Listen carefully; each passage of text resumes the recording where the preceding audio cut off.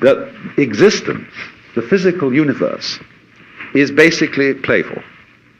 There is no necessity for it whatsoever. It isn't going anywhere. That is to say, it doesn't have some destination that it ought to arrive at. But that it is best understood by analogy with music. Because music, as an art form, is essentially playful. We say you play the piano. You don't work the piano. Why? Music differs from, say, travel. When you travel, you are trying to get somewhere. One doesn't make the end of a composition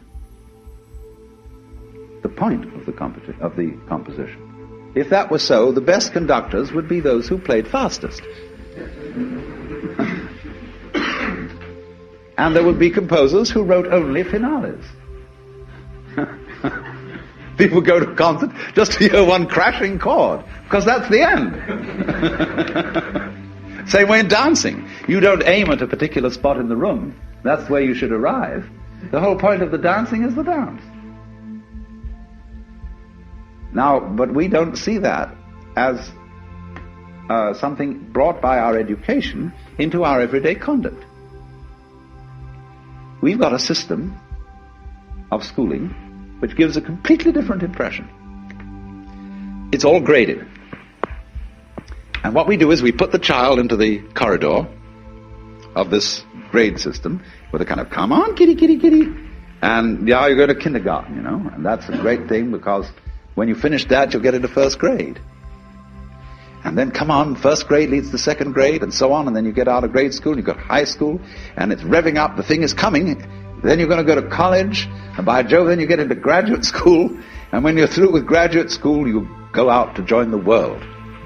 And then you get into some racket where you're selling insurance, and they've got that quota to make, and you're going to make that. And all the time, the thing is coming. It's coming, it's coming, that great thing, the success you're working for. Then when you wake up one day about 40 years old, you say, my God, I've arrived. I'm there. And you don't feel very different from what you always felt.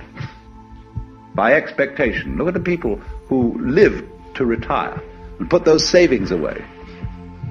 And then when they're 65, they don't have any energy left, they're more or less impotent, and they go and rot in an old people's, senior citizens community.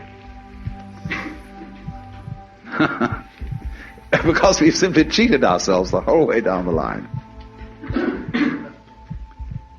We thought of life by analogy with a journey, with a pilgrimage, which had a serious purpose at the end, and the thing was to get to that end, success or whatever it is, or maybe heaven after you're dead. But we missed the point the whole way along. It was a musical thing, and you were supposed to sing or to dance while the music was being played.